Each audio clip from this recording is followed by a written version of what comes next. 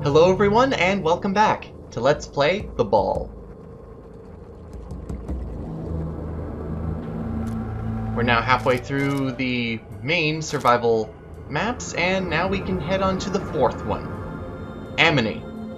Take comfort in gruesome creatures that are bound to the same physical laws as you, or others can choose to defy them and look down on you with merciless eyes.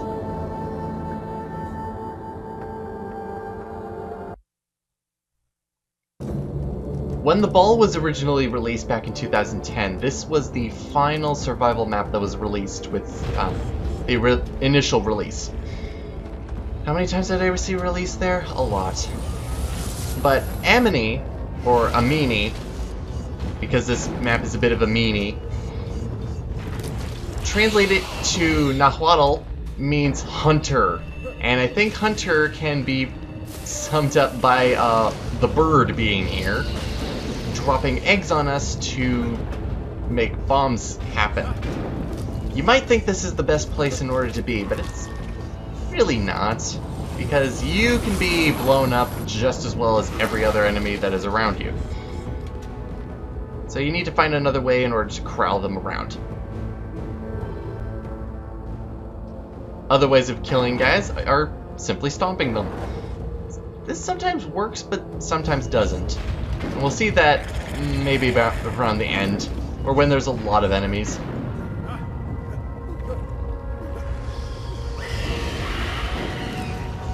Now this map is also rather small as well, but at least it uses the Teotl feel to it. I guess the Teotl map design. At least it's nicer. Come on. Go away, turtle. Now, as we go around, we see that we have a lot of wonderful traps besides the bird and the crushers. Mainly this composed of bombs, mines, and nails. The nails are going to, of course, be our best friend, because when there's nails, there's going to be high amounts of just utter destruction.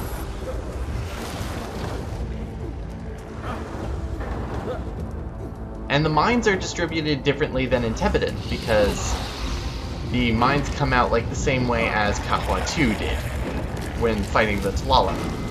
If you were wondering if the Talalak ever show up in a survival map, you're going to be sadly disappointed, because the Talalak, well, they're more for environmental kills, and in this case, environmental kills don't really work that well in terms of making the flow of a survival map work. Now, continuing on my wonderful ramblings of The Ball, last time we talked about the environment and the graphics. And I mentioned last time about the enemy designs, and even though I didn't know what some enemies were, what they were, or where they came from, I still like them nonetheless, because they're really cool kind of looking enemies. Sometimes the turtles are too smart in order to go into the obvious death trap. But with that mindset in mind, in order to understand why enemies the way they are, let's focus on a bit of the slippery slope in terms of The Ball. And that is the story of the game. The story is kind of hard to explain. Let's just start with the basic stuff. The story is easily set up by blending into the game narrated text, translating the walls of symbols that usually happen in the first level of a new name. So, Pehwa had one, Oztok 1 had one, Pehwa, Oztok 1, Teotl 1, Hueca, and Kahwa 1. I gotta remember these names. All of them had text walls that were narrated, which gave the main portion of the story that everyone playing would experience. Now, in order to understand the story a bit deeper and get a different perspective and a real kind of story that isn't minimal, you would actually have to go and find all of the secrets in the game. All 35 of those secrets. These contain these perspectives of many different classes of people who were living in the civilization that we were traveling in. Either from the nobility, the kings, royalty, or the peasants. These were written in journal formats describing times during the growth, the peak, and the fall of the civilization as you progress through the game. Now, in terms of structuring the story in the game, just saying how it was structured, it kind of feels like the game, like the story for the game really was just a throwaway. Either that or the story was one of the last things to be put in, and they focused more effort into making the environments and everything else polished. But the story doesn't have that same kind of treatment. Which is kind of a disappointing thing for me, because I like stories in games. If the story was supposed to be an important thing in the game, it would not have been separated by great amounts of game time, like 2 to 3 hours. And a majority of the story would not be contained in secrets, hidden away and only available to a short majority of people who either are looking for achievements or 100%ing the game. A large majority of players would miss out on a lot of context in the story. It's kind of sad that way. Especially when they don't even, if you're not caring about secrets, you're not caring about the story. That's weird. However, even among all of these negatives, there are some positives that can be brought out of the story being made this way. And the main, one of those is that the main portion is very minimalistic. That kind of goes into the general feeling of the game being very primitive. It specifically tells you what you need to know. Whereas the journal format of the story, you should be dead turtle halfway through. It's really annoying when they're on the border of the crushers and outside of it. So you can't crush them with the ball and you can't crush them with the thing, so turtles are immortal. There you have it. But the journal format of the secrets is a rather interesting when you take the time to read through it. It's just a good way of writing story, especially in this kind of environment. It presents the emotions of the specific person or people quite well. One example is reading the laments of a person who scribes for other people, and how the decay of the civilization, and he notices people day by day deteriorating and forgetting everything they've learned because of the technology that they've had available to them. He wonders how long it's going to be before he's a gibbering mess and is not able to write anymore. It can be very deep stuff. Now, some negatives to the story, however, very obvious negatives, is that it's very hard to understand. The main story is told through cryptic messages, vague references to characters and people, referring to titles like them, or they, or the caretakers. And a lot of context can be missed when you collect all of the secrets out of order. I'm not even sure if getting the secrets in order is chronologically correct, but at least it's a step in the right direction. Also, the cryptic messages and that kind of presentation of the main portion of the story does not incite players to keep going. It just doesn't. Cryptic warnings are repeated to you. Two examples include, you keep going through the civilization, and if you break the seal, you will make a wasteland of everything you know and love. Or, I think in Kahwa 1, the last bit of story we get before the very end of the game is, oh, returning the ball to its resting place will unleash a living hell upon everything you know.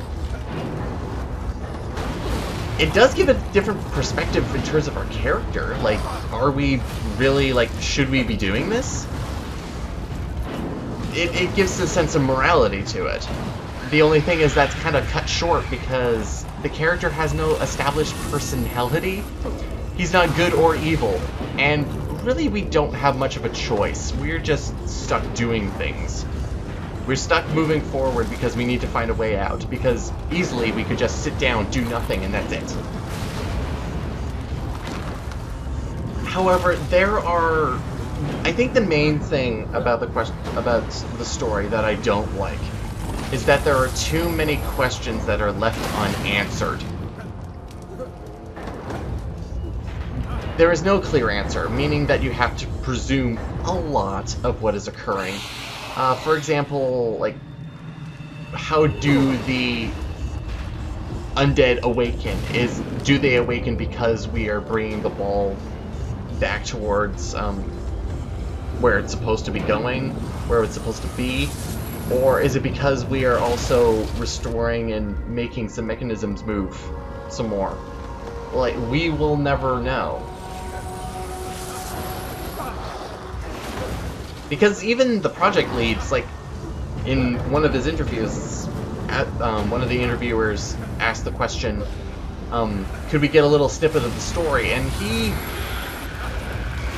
a good chunk of the little synopsis that he gives is all questions. And we'd get no answers to those questions. Like, what happened like 1,000 years ago? We don't know. But that leads me to a very important point that I came up with. I'd like to offer an alternative perspective to experiencing the story. Because the perspective I've been talking about before is a very straightforward, obvious perspective of, hey, here's the story. By the end of the story, we should have all of our questions answered and we should be satisfied, and we're not. And this perspective took me a while to think of, because I was trying to think of positive things to say about the story, and seeing how there wasn't a lot of them, I was going like, well, But then I had an epiphany. And the epiphany happened while I was actually recording some of the main campaign. What if you were meant to roleplay as our character here? Remember, you are an archaeologist. You are digging up the past, and you have come across an ancient civilization who has somehow gained access to technological advances beyond their time. You're going to begin to ask questions about what had transpired here. What happened? Why did it happen? What's going on? But we're an archaeologist. We're an historian. You're not going to be told explicitly the answers to your questions. It's going to involve presumptions based on what you find, what you observe, what is left behind.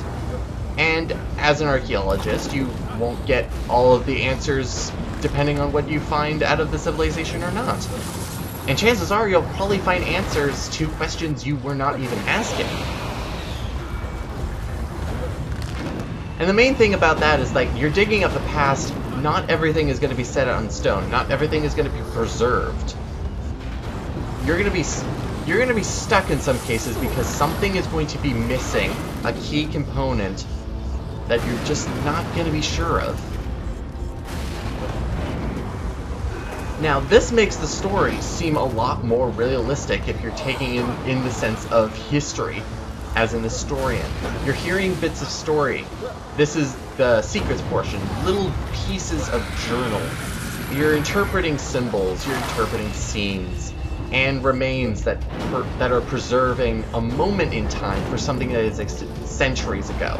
These are like the fight scenes that you see, broken weapons strewn about, blood. All of these are for, like, this huge moment in time, and you're wondering what happened here.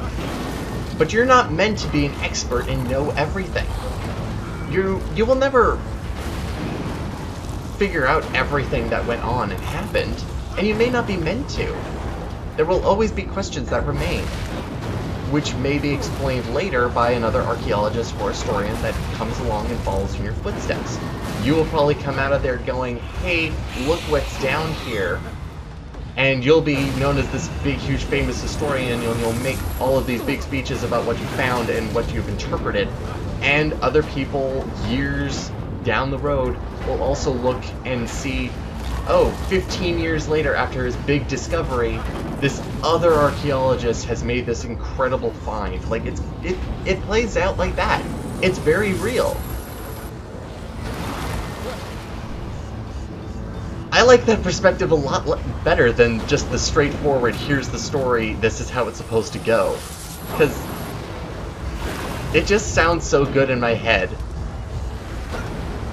Either that, it's like, either that, if you want an answer to the regular way of interpreting the story, most likely you're just going to be running around going, I don't even know if this is going to be spoilers for the end, but, well, you may have seen the end or not. But pretty much aliens. Aliens is the only answer you're ever going to get for this game. How did this happen? Aliens? Why are the Talalak the way they are? Aliens? Did they become... Were they other people? Aliens? It makes no sense. Either that or it makes perfect sense. I don't even know. But yeah, I kind of like the historian take of it, and I want to crush this last guy. But apparently it's not working as he moonwalks. Just want to crush this guy, but apparently it's not working. But that'll be all for the story. Maybe you like that perspective better? I don't know. But that is it for the main 4 survival maps. Next time we'll look at the new survival map that was released a little bit later after release. See you next time, everyone!